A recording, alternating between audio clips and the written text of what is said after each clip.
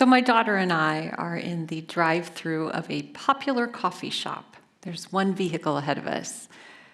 Soon 5 minutes stretches to 10, then 10 to 15, and the driver still has not received their beverages.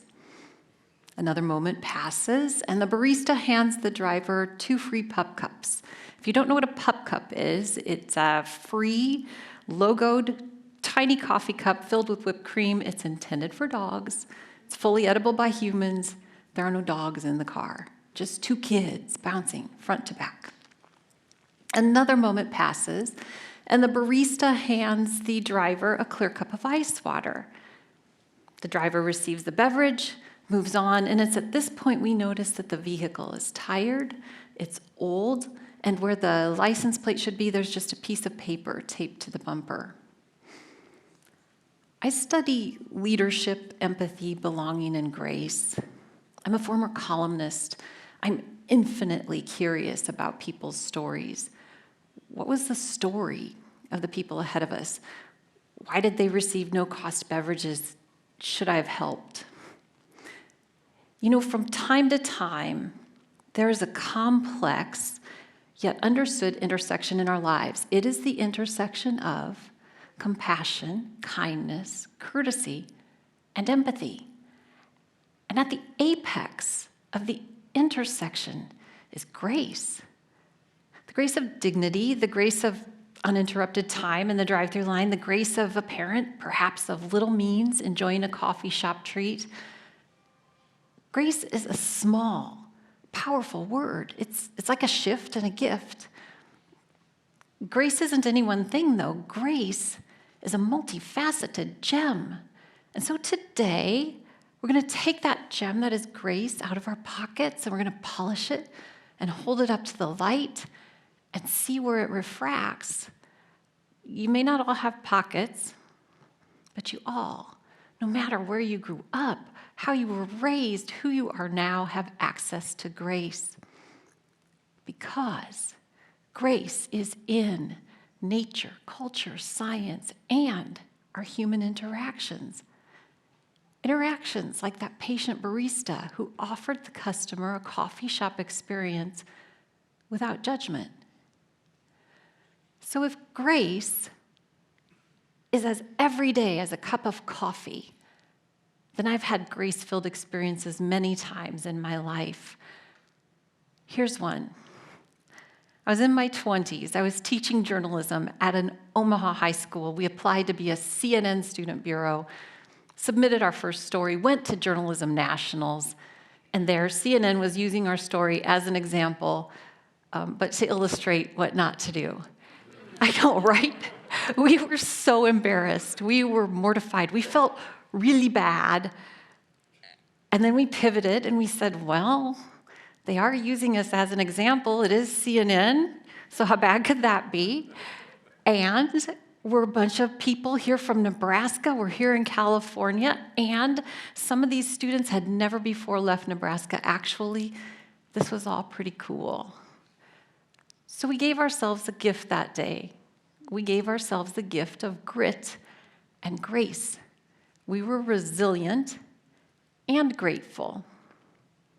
So today, as an old journalism teacher, a former columnist, and an empathy advocate, I'm going to share the 5 W's and 1 H of grace with you. The who, what, when, where, why, and how. Together, then, we can do one thing. We can think about grace in our own lives. So to start, who has access to grace? Well, again, we said grace is available to everyone, so our baseline for who? Pretty simple. It's all of us. All right, what is grace? We said it's a catalytic combination, positive attributes, compassion, kindness, courtesy, and empathy. Grace is offered without judgment. It's offered without coercion. It's offered without condition. There is no such thing as angry grace. Here's what grace looks like. You pull up to a 4-way stop. You wave the person next to you ahead of you. Maybe you log on to an online meeting a little bit late, and somebody just says, oh, don't worry about it. Here's what grace feels like. Oh, it's that first warm summer day in the Midwest, and you're a kid, and you peel your socks off, and you race across that floor. It's a little cool on the floor. You get to the back door, you push it open with both hands. It bangs behind you. You wait for, don't slam the door. You don't hear it. You keep moving. The day, the sun, the look on your mom's face, that's grace. The Eastern religions, Hinduism, Buddhism, the Abrahamic religions, Christianity, Judaism, Islam, all have components of grace. We hear grace in our everyday vernacular, from he graced us with his presence to, hope there's a grace period on these bills. Sometimes we don't even recognize grace until much later. Picture this. It's Omaha in the 1970s. I'm 8 years old. I'm in 3rd grade. Omaha's experienced a time called busing. Busing is when schools were desegregated. We were attempting to move kids from one side of the city to the other. It scared us kids, busing did. And here's why. We thought, well, it'll take us from our friends. There were other problems too. And one day, we'd heard adults in Omaha were throwing rocks at the buses full of children. Specifically, we heard that the adults who were throwing the rocks were white and the students on the buses were black. That afternoon, we didn't want to leave the classroom. And it was my teacher who did a really brave thing when we asked her, why are they doing this? And I remember she knelt down and she said very softly, because some of the white people don't like the black people. And I felt my stomach fall, and I thought, that's the stupidest thing I've ever heard. And it was. And I started to cry, and the other kids started to cry, and it took her a minute, but she composed us, hugged each one of us, lined us up, walked us out, and after that, we were not afraid. That story illustrates this. That 3rd grade teacher, in a difficult time, when I was a kid, in that classroom, we didn't understand everything. Later, I knew this. My classmates were white. All of them. My teacher was an African American woman. Gosh, imagine the grit and the grace. So, what is grace? It's compassion and kindness and courtesy and empathy. It's sewn into a blanket. It's wrapped around us by someone like my 3rd grade teacher. She's the who of grace. Oh, gosh, I wasn't going to cry. She's the what of grace. It's hard when you go back to being 8, right? It's time, my friends, for when. Increasingly, researchers are citing a culture of anger. It came during pandemic. It continues with us still. In fact, we're so on edge that in Gallup's 2022 survey, the one on the mood of the nation, only about 38% of people said they were satisfied. Now is the time for grace. Grace is a gift we can give ourselves and others whenever we want. It's a necessary pause. I was 39 years old when I had my 4th child. I was 49 years old when I married again, and I was nearly 50 years old, just a week shy, when I finished my doctorate. I had to give myself grace for a timeline that felt sluggish. I had to step back, focus my empathy inward, and then move forward with grace.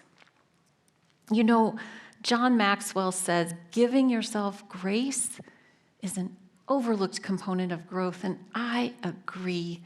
We grow with grace. In 2020, the Cultural Research Center surveyed 2,000 adults and asked them, do you believe people are basically good? 70%, that's a 70, agreed. What does that say about us? Well, I believe it says that we believe in goodness, or at least we want to. Goodness is like a furnace for grace, and while we might think that grace is gentle, I would argue it is brave. Anything infused with compassion, kindness, courtesy, and empathy takes a little moxie, a little character, a little determination. You know, we don't think of grit in combination with grace often, but I'd argue they are facets of the same gem. Psychologist Angela Duckworth defines grit as a combination of perseverance and passion. Grit is essential, it moves us forward, but grit in combination with grace means we can move beyond obstacles with understanding. It is my great privilege to work with organizations and people committed to cultural belonging, committed to opportunity for all. Post-pandemic, one day in my work, grit was waning, and as an experiment, I dropped the word grace. Here's what I said: we're going to move forward with grace. And here's what I saw. I saw people exhaling with relief. I saw people ready to give themselves the space for grace. I saw people looking forward to moving ahead, even if it was uncertain. It's always uncertain. I use the word grace often in my work now. I say, we're moving forward with grace. We may not know what's ahead, but we know we're stronger together. And I think that's the why of grace. Grace tethers our strength together for good. So here is what I would invite you to do. Think about grace. Here's how. Be benevolent with grace. Grace is not going to run out. It's inexhaustible. It's infinite. Manufacture grace and offer it. Ask for grace. Know that from time to time, it is hard. Things are difficult, and you need to help people treat you with compassion. Maybe you're learning, say, hey, I'm learning. You're just going to have to offer me a little grace. And finally, look at yourself and allow some grace for yourself. It truly is overwhelming at times, but you got this. Focus your empathy inward. Feel the pause. That is grace. And I really want you to do this once or once in a while. Peel off your socks. Race across that kitchen floor.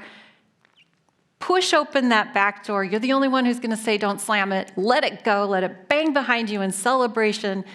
Feel that grace. Thanks for sharing your grace with me today.